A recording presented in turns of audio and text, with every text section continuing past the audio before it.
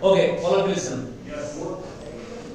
See, Richard Ebright, we are studying about a scientist called Richard Ebright. Okay. So, yesterday I started the lesson. So, it is about, he is a scientist, okay, who studied the different types of butterflies and different stages of the growth of butterflies. Okay. So, in his childhood, he lost his father at a very tender age, and then his mother took care of him, and then she inspired him to develop scientific spirit in him. Okay, so she went on to purchase different books for him, and also she purchased some instruments like microscope, telescopes, all this. Okay, for him, so as to help him become more interested and develop more curiosity in experiments. Okay, and in his teens, when he was around 12, 13 years old, he has experimented, and he has also presented his experiments in an exhibition. But in the initial years, he was not so successful as in his experiments, but he met Dr. Urquhart, okay, who suggested him several strategies as to how to become successful with the experiment.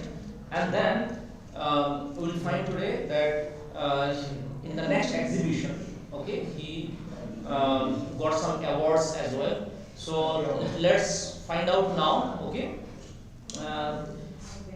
as a scientist, how he developed his scientific temperament, and as a student now, how he became successful. Okay, so today we are starting from page number 35, as I told you. Now you see, for his 8th grade project, Ebright tried to find the cause of a viral disease that kills nearly all monarch caterpillars every few years. So his topic of research was the monarch butterflies. Okay, it is another type of butterfly, okay, in which he took interest because this type of butterflies were available in his neighborhood, in his locality. Therefore, he started developing curiosity about monarch butterflies. So, for his 8th grade project, he tried to find the cause of a viral disease. He wanted to find the cause. So, what is the reason for this viral disease? What is the cause of the viral disease for which a lot of monarch butterflies are being killed every year? Next you see, Ebright thought the disease might be carried by a beetle. He tried raising caterpillars in the presence of beetles. I did not get any real results, he said, but I went ahead and showed that I had tried the experiment. This time I won. The next year, his science fair project was testing the theory that viceroy butterflies copy monarchs. So another type of, there are different types of butterflies. So the type of butterflies that, as I told you, he was interested in was the monarch butterflies. And then he started some experiments with another type of butterflies called viceroy butterflies. So, testing the theory that viceroy butterflies copy monarch butterflies. The theory was that viceroys look like monarchs because monarchs don't taste good to birds. Okay, monarch butterflies don't taste good to the birds. Therefore, he says that viceroys. What was the theory? The theory was that viceroys look like monarchs because monarchs don't taste good to birds. Viceroys, on the other hand, do taste good to birds. So the more they look like monarchs, the less likely they are to become a bird's dinner. Okay. So it means that the more the viceroy butterflies look like the monarch butterflies, the less will be the chances of their killing by the birds. Okay. Why? Because monarch butterflies don't taste good to birds, and as viceroys look like monarch, so viceroys viceroy butterflies will not be killed by the birds because they will mistake them as or to be the monarch butterflies. Okay, so that is the meaning of this. Viceroys, on the other hand, do taste good to birds. So the more they look like monarchs, the less likely they are to become a bird's dinner. Okay, the less likely they are to become a bird's dinner. Ebright's project was to see whether in fact birds would eat monarchs. He found that a starting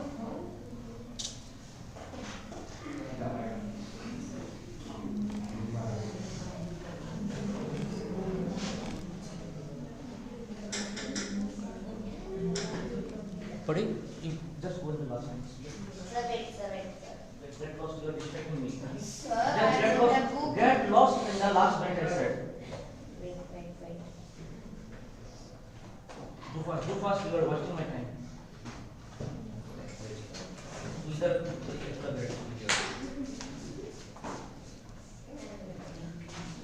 okay, all of you listen.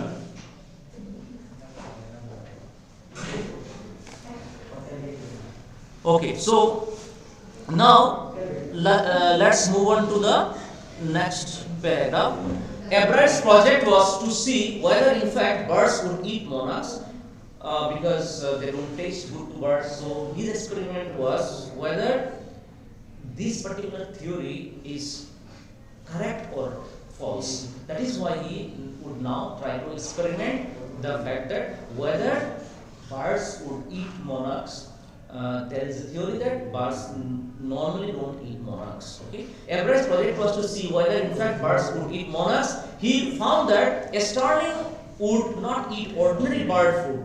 It would eat all the monarchs it would get. Ebright said later, research by other people showed that viceroys probably do copy the monarchs.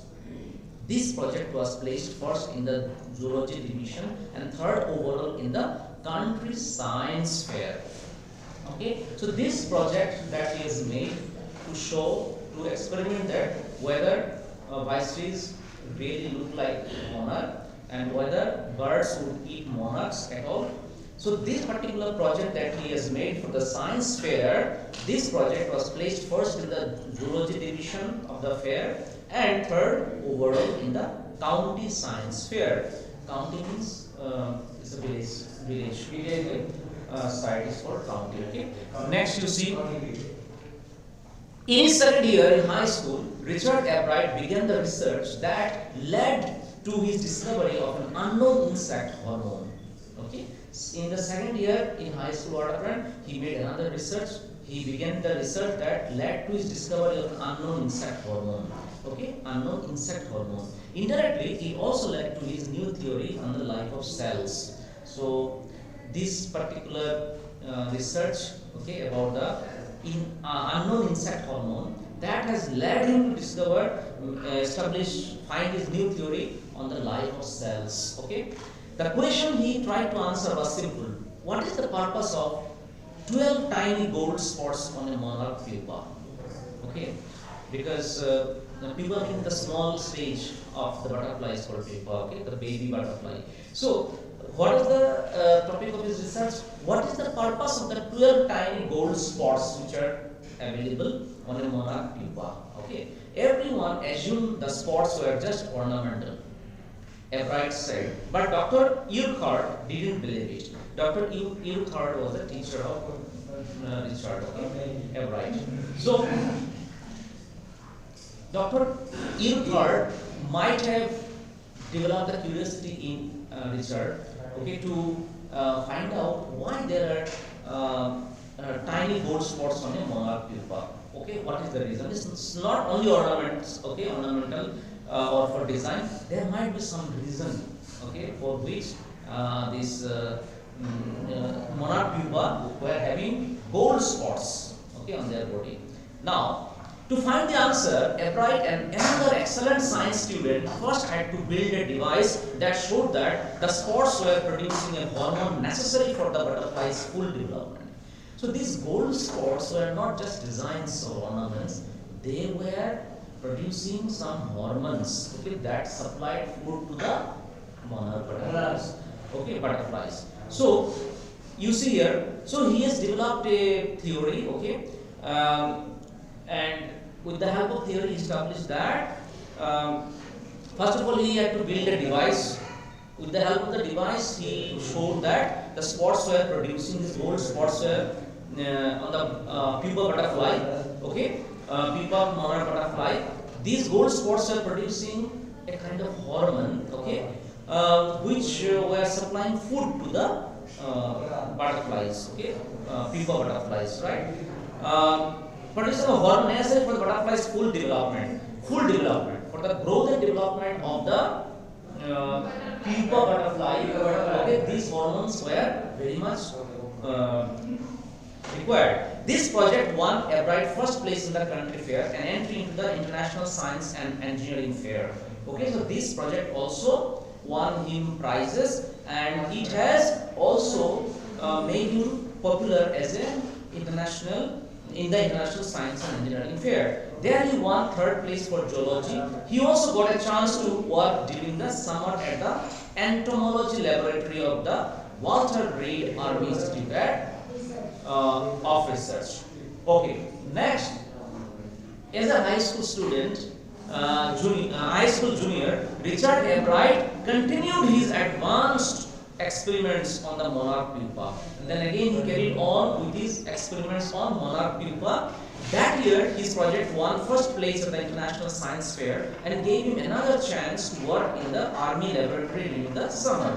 In his second year, he went a step further. He grew cells from a monarch's wing. See, he grew cells from a monarch's wing in a culture and showed that the cells would divide and develop into normal butterfly wing scales only if they were fed the hormone from the gold spots. Okay, so that was his investigation. Okay, he found that the cells from the monarch's wings, okay, would develop into normal butterfly wing scales only if they are fed the hormone from the gold spots. Okay, so the cells would develop into a normal butterfly, okay, if at all they were fed from the gold spots of the pupa butterfly. Now you see, he spent the summer after graduation doing further work at the Army laboratory and at the laboratory of the US Department of Agriculture. The following summer, after his freshman year at Harvard University, Ebright went back to the laboratory of the Department of Agriculture and did more work on the hormone from the gold spots. So he carried out his further research on the gold spots of the pupa butterfly. Using the laboratory's sophisticated instruments, he was able to identify the hormone's chemical structure. A year and a half later, during his junior year, Ebright got the idea for his new theory about cell life. It came while he was looking at X-ray photos of the chemical structure of a hormone. When he saw those photos, Ebright didn't shout, "Eureka!" or even "I have got it." Eureka means I have won. Okay, it's an expression of joy. Okay, suppose you have won something or you have achieved something. So you will say Eureka. Okay, it means it's an expression of joy and pleasure. Eureka, I have got it. But he believed that along with his findings about insect hormones, the photos gave him the answer to one of biology's puzzles: how the cell can read the blueprint of its DNA. DNA is the substance in the nucleus of a cell that controls heredity. It determines the form and function of the cell. Thus, DNA is the blueprint for life. Okay? DNA is the substance in the nucleus of a cell that controls the hereditary features. Okay? So he has started doing research on this now, and now Ebright and his college roommates James R Wang worked all that night drawing pictures and constructing plastic models of molecules to show how it could happen. Together they later wrote the paper that explained the theory. What is the theory? What is the theory? Tell me that he was working on.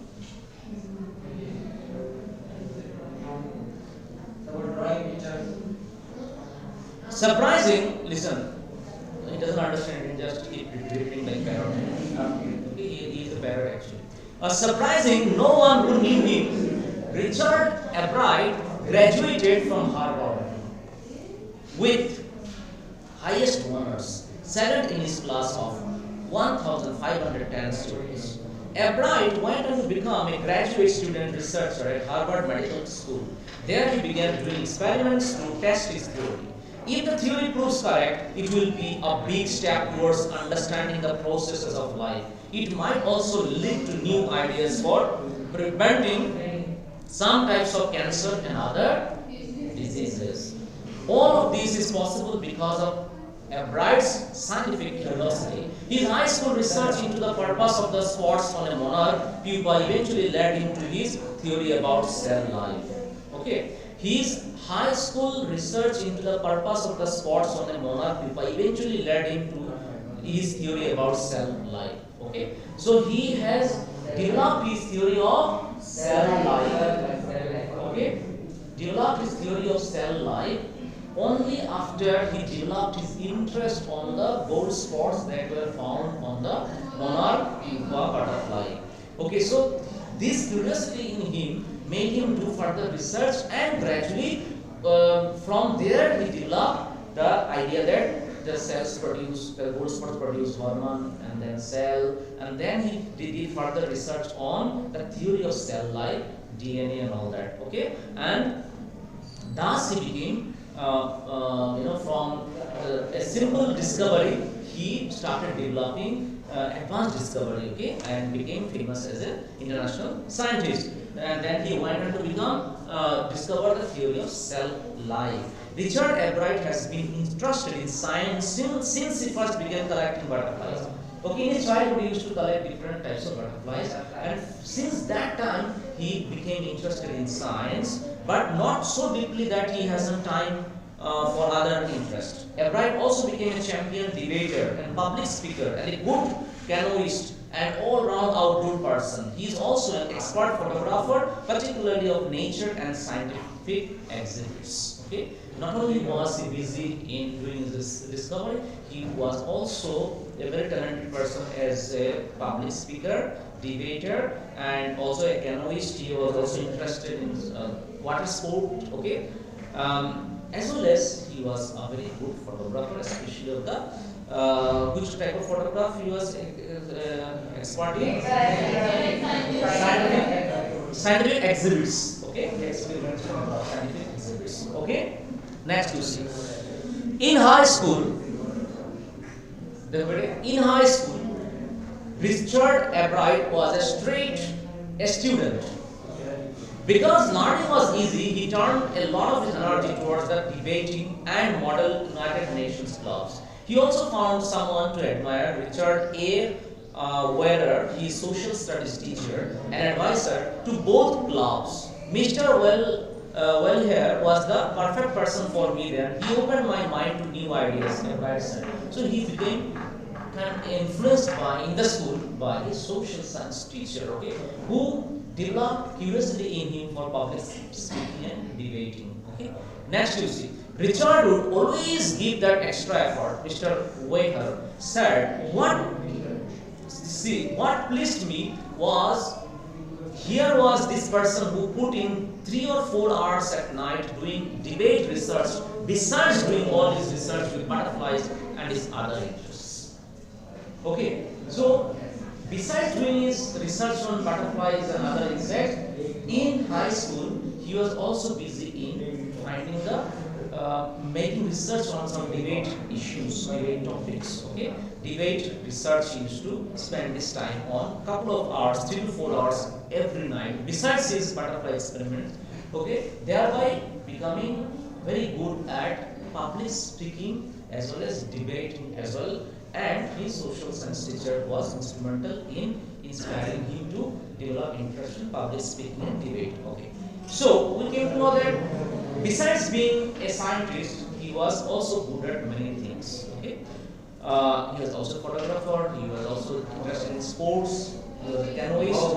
Okay, and like of course public speaker as well as debater. Okay, so Next you see, Richard was competitive. Mr. Ware, and the social science teacher gave feedback about Richard Ebright, and he said that Richard was very much competitive in nature, but not in a bad sense. He explained. Richard wasn't interested in winning for winning's sake or winning to get a prize. Rather, he was winning because he wanted to do the best job he could. For the right reasons, he wants to be the best. Okay, so his social science teacher said he wanted to win just not for the sake of winning. He wanted to win so that he could do further research on his projects.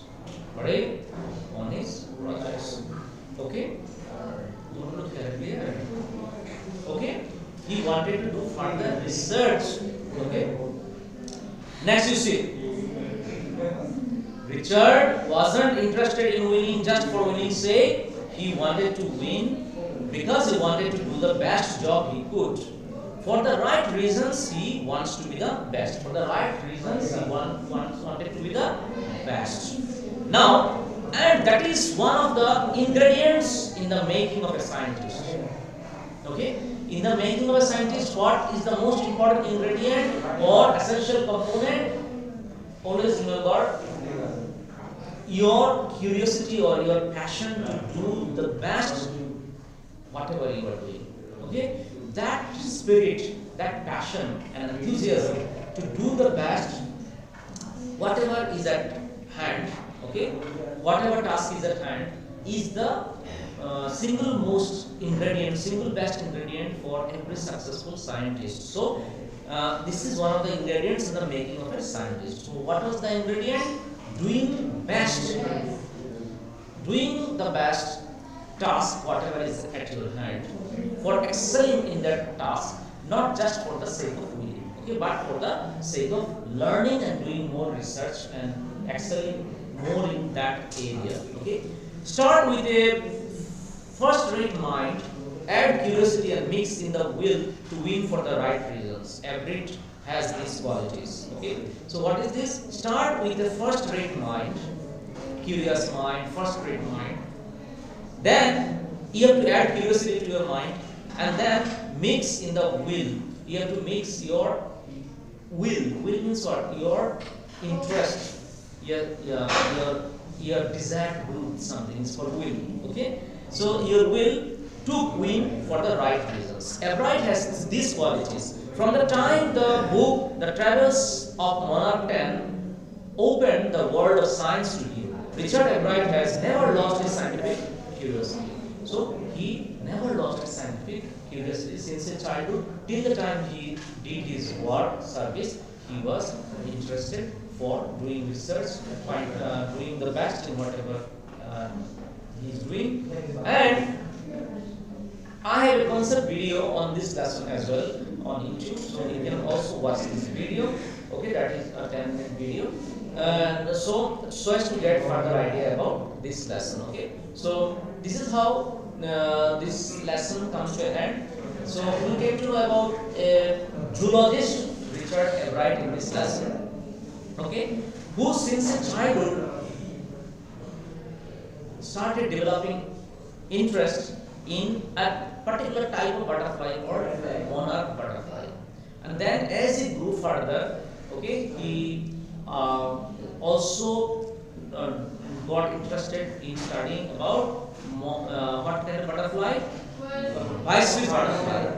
Then he found a difference between viceroys and monarch type butterflies, and why do monarch butterflies not become the prey of birds? Because they don't taste good to birds, and as viceroys look similar to monarch type butterflies, therefore birds mistake viceroy type butterflies to be monarch butterflies. That is how sometimes they are spared by the birds. Okay, and then he developed an interest to know why there are tiny gold spots on the wings of the pupa butterflies. Okay, and then he developed the theory that they produce kind of hormones, okay, which is responsible for the growth and development of the monarch butterfly. right? And then he developed an interest about cells. He came to know about cells, DNA, and then he went to establish his theory on the cells of life. Okay, how do cells help the growth of life? Okay, and thereby he became famous as a scientist. Okay, and that's it. Okay, so if you want to know more about Richard Ebright, you can look for the Wikipedia information. Okay, you can read some more information from Wikipedia about Richard Ebright. Okay, okay. So, dear students, those who are logged online, we are.